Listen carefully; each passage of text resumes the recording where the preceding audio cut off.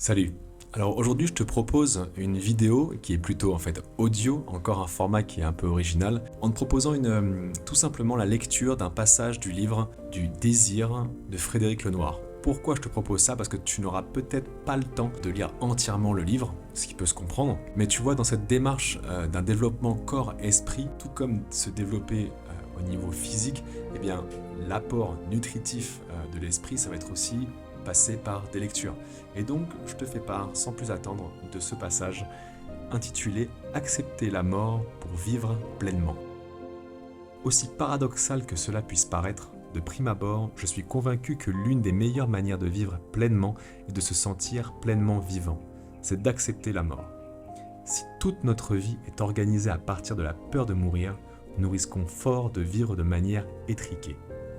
Nous avons vu que Nietzsche dénonçait avec force cette nouvelle forme de nihilisme qui consiste à rechercher la sécurité et la santé avant toute chose. Car cette obsession nous fait vivre de manière étroite, mus par la peur permanente qu'il nous arrive quelque chose. À vouloir à tout prix éviter la mort, nous devenons des morts vivants. La peur de la mort nous conduit à faire des choix individuels et collectifs qui limitent la vie, la stérilisent, l'affadissent. Mais à quoi bon vivre 100 ans si on ne vit pas vraiment? Ou si on vit avec des anxiolytiques et des antidépresseurs? De nos jours, l'Atrax, qui est le nom d'un anxiolytique, a remplacé l'ataraxie, qui est la paix intérieure recherchée par les épicuriens et les stoïciens. À la place de la sérénité joyeuse, fruit de la sagesse philosophique qui regarde la mort en face, on se retrouve parfois abruti par des médicaments qui inhibent notre élan vital. Même constat concernant la souffrance que l'on cherche à éviter à n'importe quel prix. Si nul n'a envie de souffrir, certains toutefois acceptent la possibilité de souffrir, comme ils acceptent la possibilité de mourir, en prenant des risques pour vivre pleinement. Lorsqu'on aime le cœur grand ouvert, on prend le risque de souffrir. Lorsqu'on se livre à des activités sportives intenses, on prend le risque de se blesser. Bref, on peut organiser sa vie en évitant tout risque de souffrance, ce qui conduit à la diminuer, ou bien au contraire en l'acceptant, ce qui conduit à en augmenter l'intensité. Or, dans ce second cas, nous faisons aussi l'expérience que la souffrance peut nous faire grandir, qu'une épreuve peut nous fortifier, selon le mot de Nietzsche, ce qui ne nous tue pas nous rend plus forts. De même que nos défenses immunitaires ont besoin de lutter contre des ennemis pour se fortifier, de même notre esprit a besoin de surmonter des difficultés et des obstacles pour s'aguerrir.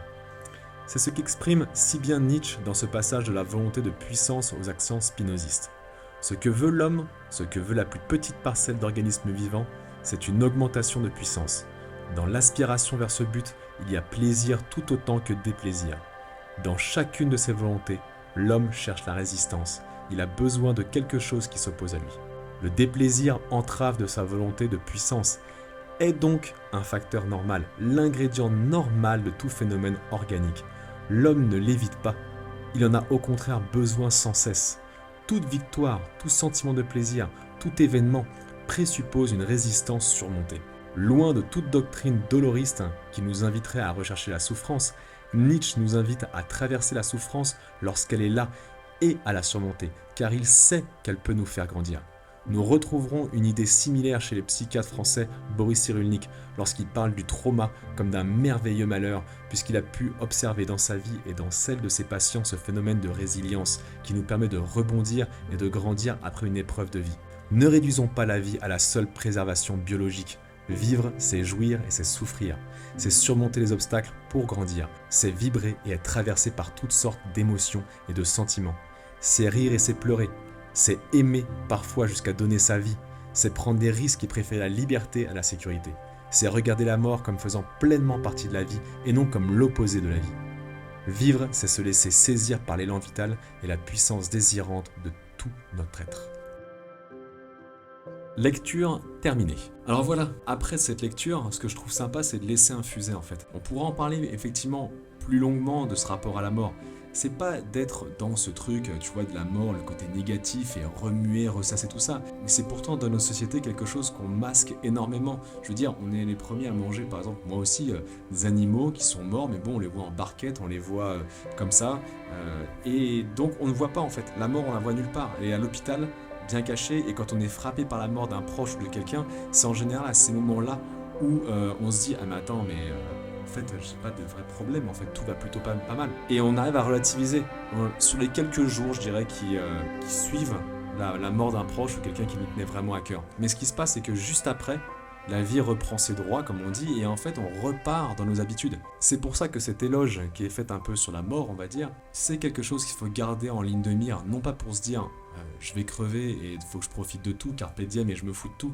C'est pas ça. Oui, effectivement, le bateau va dans la même direction pour tout le monde, et donc comment je peux faire pour que cette vie soit la plus belle possible et avec le moins de peur possible? Parce que la peur nous fait rester à l'endroit où on est, on bouge pas. Et ça, c'est dommage. Ça rejoint un petit peu ce recueil de phrases sur des personnes qui sont sur leur lit de mort, quand on leur pose la question, en effet, qu'est-ce que vous avez regretté le plus dans votre vie? Eh bien, il y a une des phrases qui revient qui dit de ne pas avoir fait ci ou ça par peur d'échouer, par exemple, ou par peur du regard de l'autre. Parce qu'au final, quand on fait un reset sur sa vie, on se dit mais pourquoi j'ai eu peur? C'est toute une grande question, voilà. Je te laisse avec ça ici, et n'hésite pas si tu veux laisser un commentaire ou quoi que ce soit pour rebondir sur une chose qui t'a marqué ou une expérience de vie peut-être à partager. Je te souhaite une belle journée, de vivre en cohérence et de sourire le maximum.